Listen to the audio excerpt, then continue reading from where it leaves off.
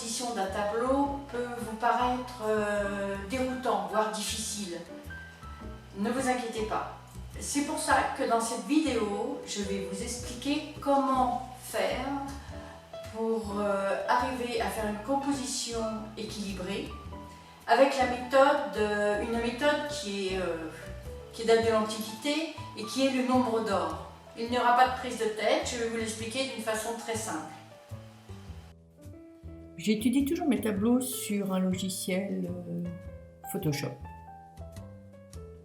Voilà. Ça m'aide à pouvoir placer les éléments et puis à étudier un petit peu différentes possibilités. Donc pour placer un sujet en définitive, je vais me servir du nombre d'or. On entend souvent dire que l'on retrouve le nombre d'or partout, notamment dans la nature et surtout dans l'art. Dans des œuvres picturales ou des monuments comme la peinture, la sculpture et également la photo d'art. On utilise beaucoup le nombre d'or dans la photo d'art. Alors le nombre d'or, il faut savoir qu'il est de 1,618 environ. Il permet donc de construire une composition harmonieuse et équilibrée. Et donc, je m'en sers également pour la composition de mes tableaux. Il ne faut jamais mettre un sujet principal au milieu d'un tableau. C'est absolument pas harmonieux du tout. Imaginons que ce pivert, là, je le mette voilà, au milieu. Voilà, on peut s'apercevoir que c'est pas terrible, quoi. C'est pas terrible parce qu'il est au milieu, il prend la place, d'accord, mais c'est pas dynamique. C'est posé là, on se demande pourquoi c'est posé là. Donc en fait, j'ai utilisé le nombre d'or pour cette composition. Je vous ai dit que le nombre d'or était de 1,618. Pour un tableau comme celui-ci qui fait 30 cm par 30 cm, je prends ma calculette et je fais donc 30 cm divisé par 1,618 et je me retrouve avec environ donc 18,54. Je vais mettre un repère, donc je vais glisser un repère à 18,54.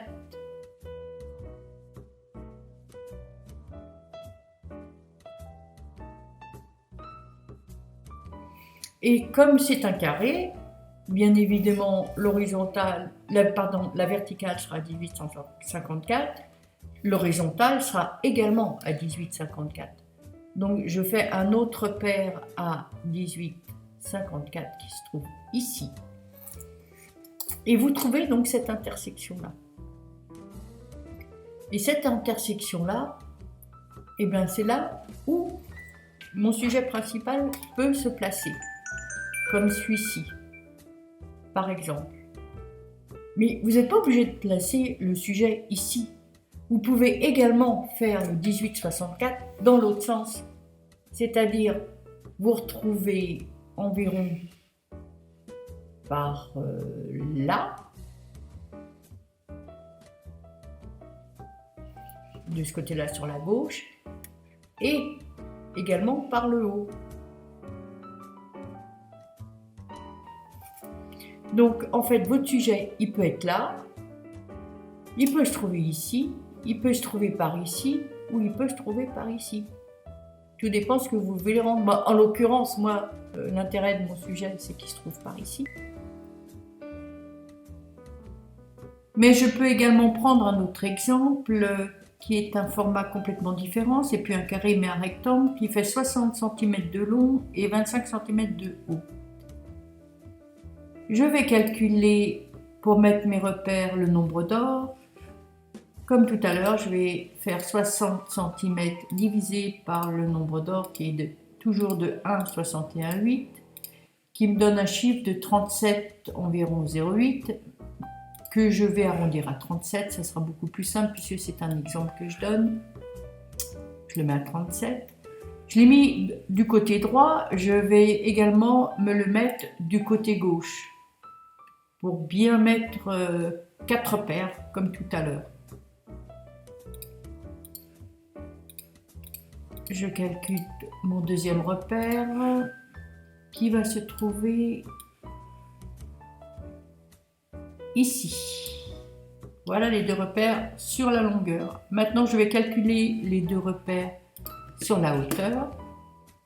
25 divisé par 1,618 qui me donne 15,45. Pareil, hein, je vais arrondir à 15, c'est vraiment que pour l'exemple. Il va se trouver donc ici. Et je vais mettre donc le deuxième repère de la hauteur dans l'autre sens. Je le calcule. Il va se trouver à cet endroit.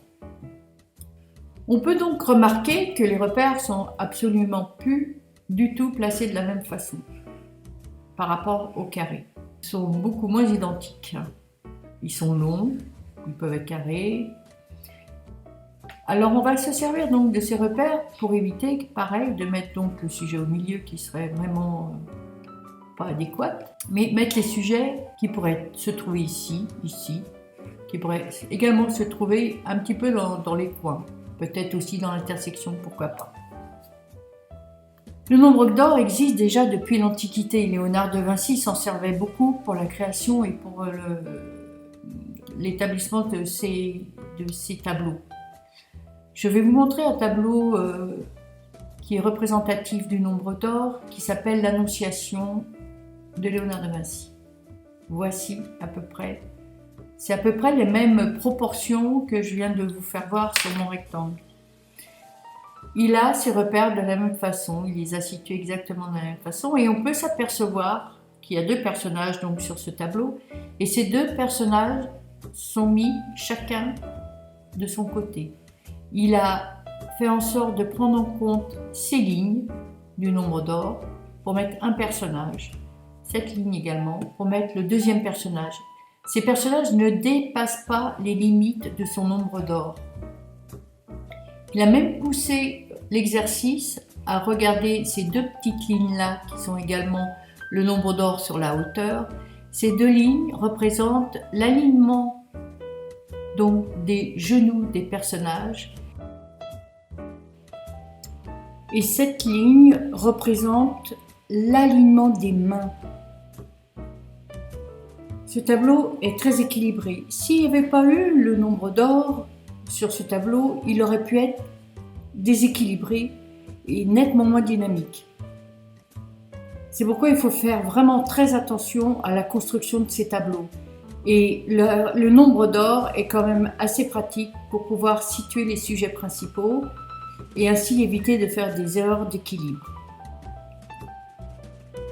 Et bien voilà, la vidéo est terminée, la démonstration est terminée. Je suis sûre qu'elle va vous rendre service. N'hésitez surtout pas à vous servir du nombre d'or pour faire vos compositions. Je vous remercie beaucoup d'avoir regardé cette vidéo et surtout n'hésitez pas à vous abonner à ma chaîne pour soutenir mon travail. Voilà, je vous remercie encore une fois et je vous dis à bientôt. Bye!